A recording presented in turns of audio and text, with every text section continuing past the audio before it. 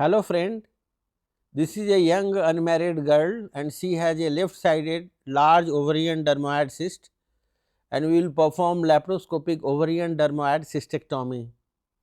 So, we are putting the varus needle approximately 5 centimeter above the umbilicus and the varus needle is being introduced, and here we will use endobag, that is endo catch, and we will put the ovarian cyst first in the endo catch and then we will do the dermoid ovarian cystectomy.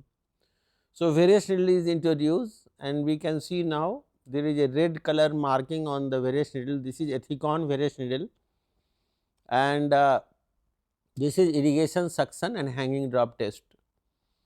So, just to confirm that our varus needle is in appropriate place. So, this is suction test, only air bubbles are coming, and then there is a ball in the varus needle which will be dropped in once you have a suction test positive. This ball is sinked inside.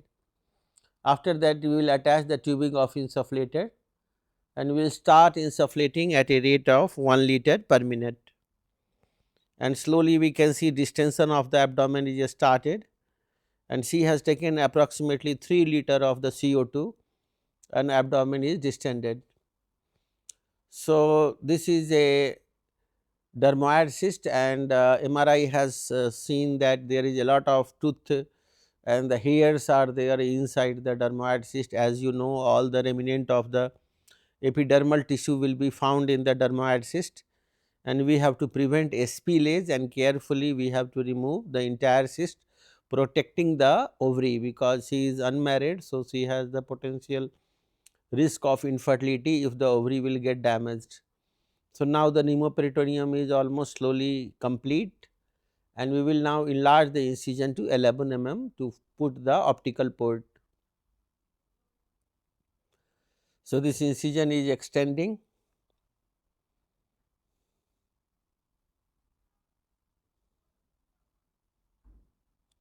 and then with a mosquito forceps we will just little bit stretch up to the rectus sheath. So, any uncut septa will break and then the optical port will be applied. We are using here the 10 mm reusable optical port and we have a lot of betadine we always apply over the tip so that there will be no infection, and then the head of the trocar will be sitting over the thenar eminence and index finger should be pointed towards the sharp end and slowly by rotatory movement the optical port will be introduced.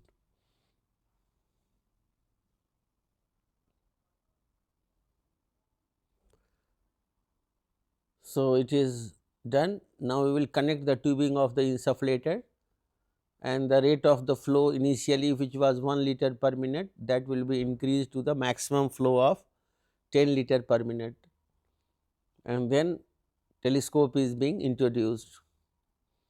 After that, we will do the initial diagnostic laparoscopy and then the secondary port will be introduced.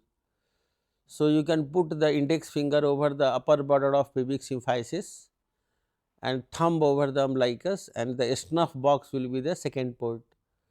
So, this is the left index finger over the upper border of pubic symphysis and thumb over the umbilicus, and this is the baseball diamond concept. Because it is a mobile cyst, so we will bring it in the midline, that is why we are holding the index finger over the upper border of pubic symphysis. So, we are making 2 ipsilateral port for this and we will make 1 contralateral 10 mm for the endobag. So, these 2 ipsilateral ports are 5 mm.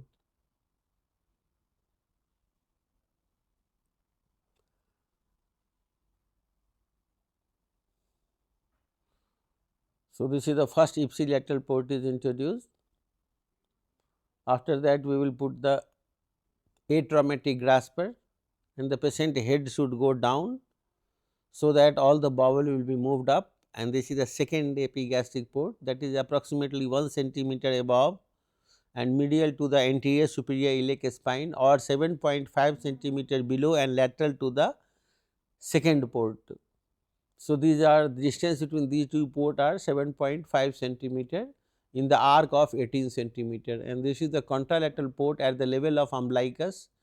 We will put it this 10 mm port for the purpose of putting the endobag, because ovarian cystectomy should always be performed keeping the cyst inside the endobag, so that there will no spillage should happen, because sometime if the content of the dermoid cyst will spill in the abdominal cavity, then there is a chance of contamination and rare chances of malignancy. So, this is a 10 port which the assistant is introducing on the contralateral side at the level of umbilicus.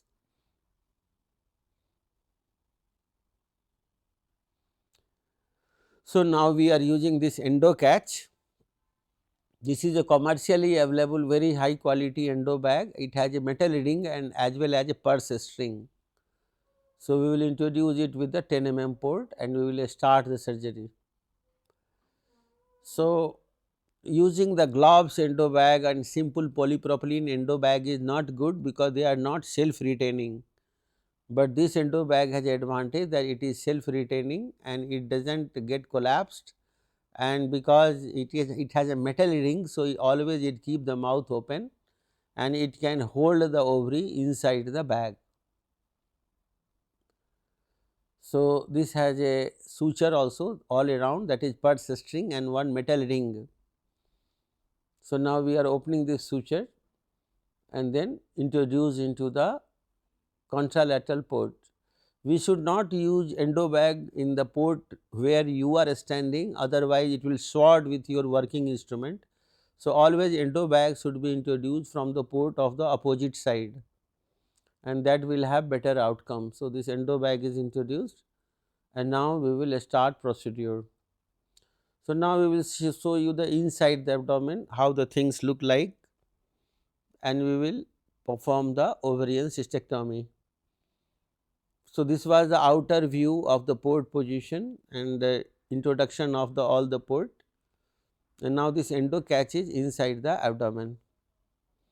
So, once the patient head is down, then the first thing what you should do, that with the atraumatic grasper we should push all the bowel and the omentum above the sacral promontory, means it should be dropped over the aorta, and that is important. So, now we can see this is the laparoscopic view, and slowly all the small bowel and the omentum is pushed above the sacral promontory. We can see here that this is the abdominal aorta and that is the aortoiliac axis, and the either side we can see the common iliac vessel. So, this is the right common iliac vessel and this is the ureter, that is the right ureter which is crossing the external iliac vessel, and this is the sacral promontory.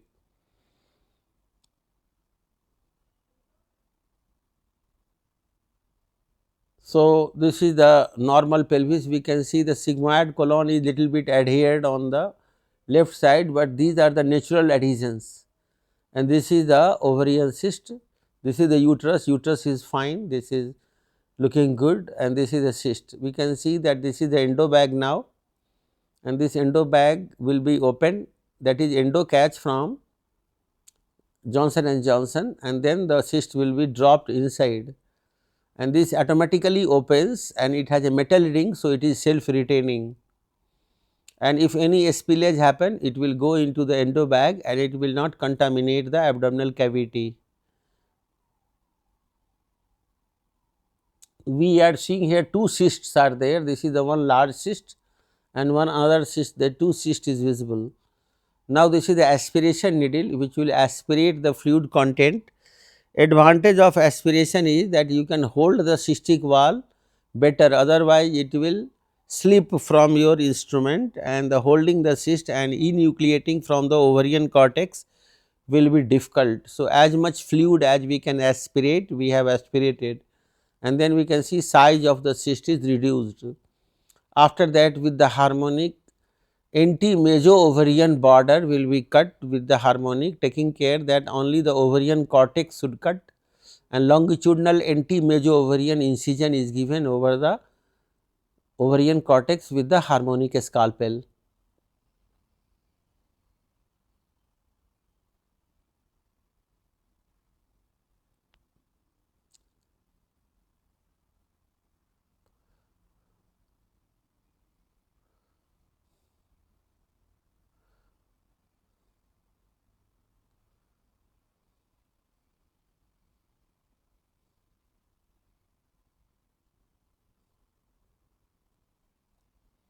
So, slowly this incision is extended.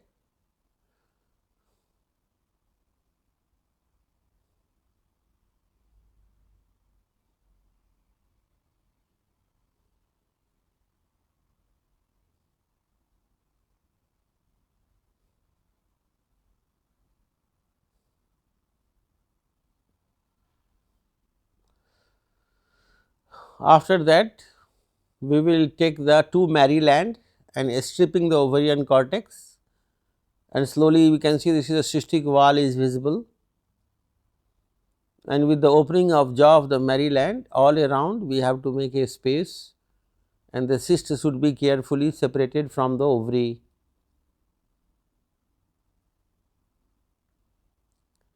We can see that fluid of the cyst is already sucked, but some hair is visible. You can see those ball of the hair is visible from inside the cyst, and the cystic wall will be separated carefully from all around.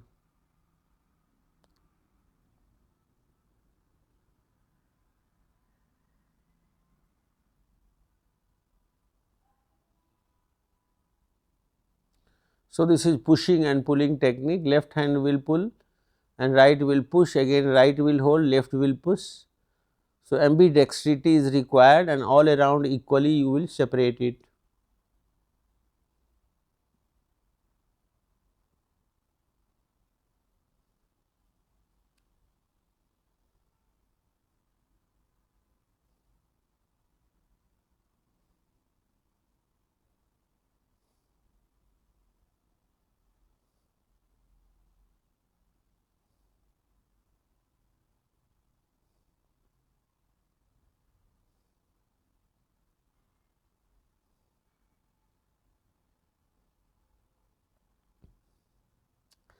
We should be careful that any of the cystic wall should be not left behind and entire cyst should be removed.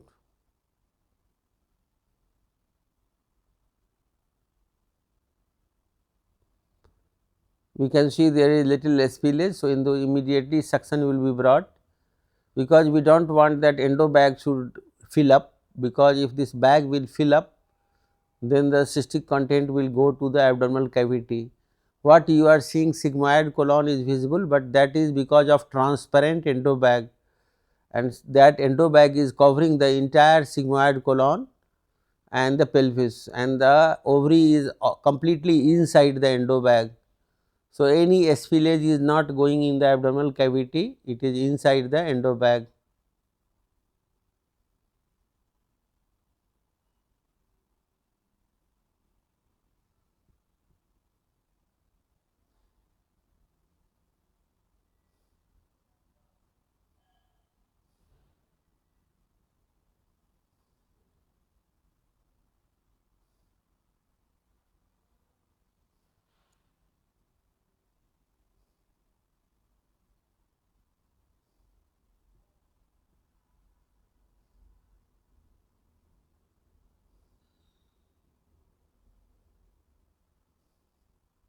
And now we can see entire cyst has come out, and then we will look for the one more cyst. There is a one more cyst which is a smaller one in the pocket inside. So, that also has to be taken out. Sometimes the surgeon they miss the small cyst, and that is residual cyst may create again problem and it may enlarge.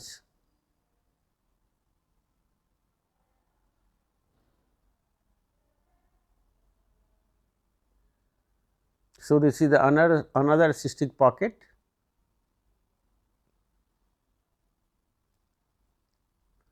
which is coming out.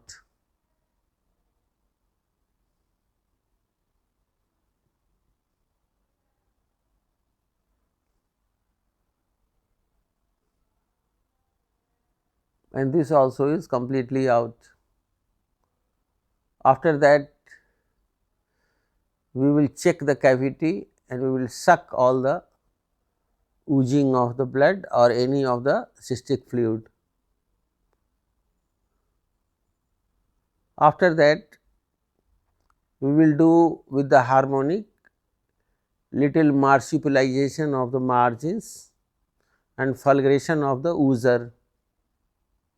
You can use harmonic ball or harmonic ace, both can be used for little bit applying the fulguration, means fulguration like effect. Real fulguration always done by the monopolar, but we do not use monopolar because in monopolar there is a chances of the ovarian damage. Harmonic has an advantage that it creates only 80° centigrade temperature and it is not a current, it is a vibration, it is a mechanical energy. So, just with the shaft of the harmonic ace we are touching the inner margins as well as the margin of the incision, margin of the ovary, and this will be performed just to achieve the proper hemostasis, as well as if any of the remnant is there, that will also burn without doing any injury to the follicles.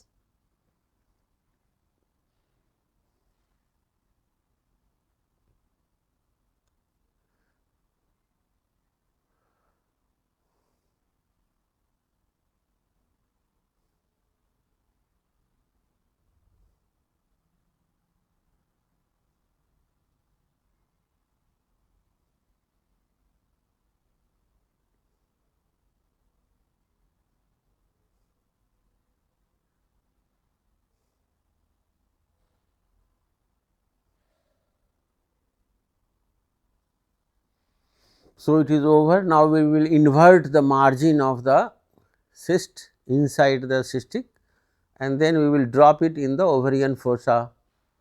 So, the margin should not remain everted and it will be dropped inside the ovarian fossa.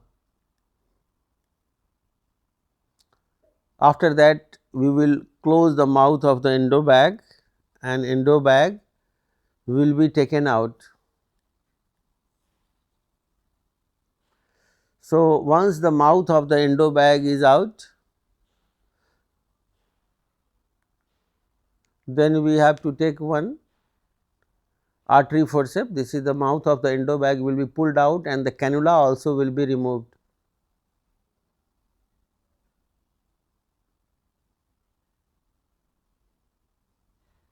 And this endobag is now will act as a wound protector. So, it will protect the margin of the wound and any contamination of the cystic content will not go to the abdominal wall.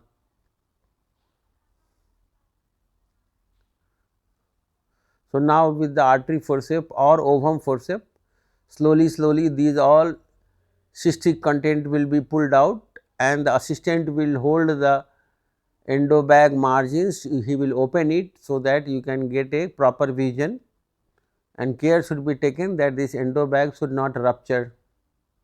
We can see these are hairs coming out and those hairs also will be pulled out. There was tooth also and some bony component were also there in this cyst. So, those hairs sometime make a bunch like a hair ball and it will be little challenging to pull, but slowly with the patience you can take it out.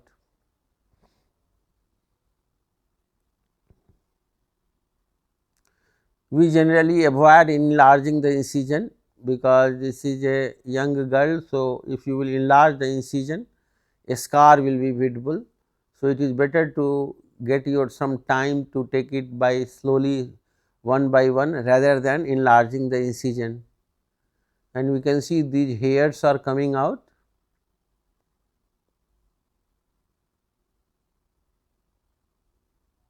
These all the ball of hair which has come out and then some of the cystic wall has come out and these are again hair and tooth also coming out.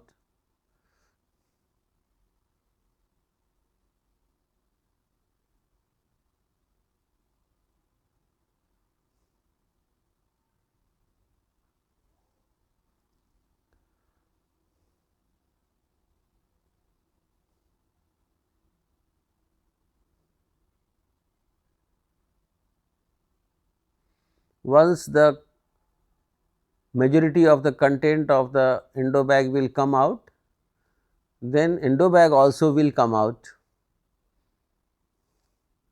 because volume will decrease and then a remaining structure will come out with the endobag.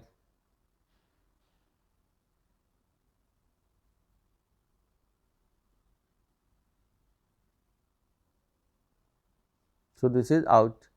After that we will do some suction and we will leave some fluid inside, that is a ringer lactate, so that there will be no adhesion and that fluid will automatically get absorbed. So, we can see fluid is clear and there is no bleeding. Now, the port closure is necessary in this situation to prevent the hernia. So, we are using Cobbler's needle and this suture is introduced taking 1 centimeter lateral to the margin, that include all the layers like superficial fascia, deep fascia, anterior rectus muscle, posterior rectus and as well as peritoneum, and from again other side this endo catch is introduced and that vicryl will be pulled out. Here we are using number 1 vicryl for the port closure, and once the port is nicely closed, peritoneum is not necessary, peritoneum may have the tenting. So, the main criteria is that once you will tie the knot, then gas should not leak, and if the gas is not leaking, that means your port is nicely closed, and if it is still leaking, you should take one more time the cobbler's needle and one more bite may be required, but because it is a 10 mm, so only one knot has done the proper port closure and it is over. Now, you have to skin has to be closed separately, gas has to be removed from the umbilical port and all other port will be removed. So, thank you very much for watching this video. This was just a simple case of dermoid ovarian cystectomy. Thank you very much. Have a nice day.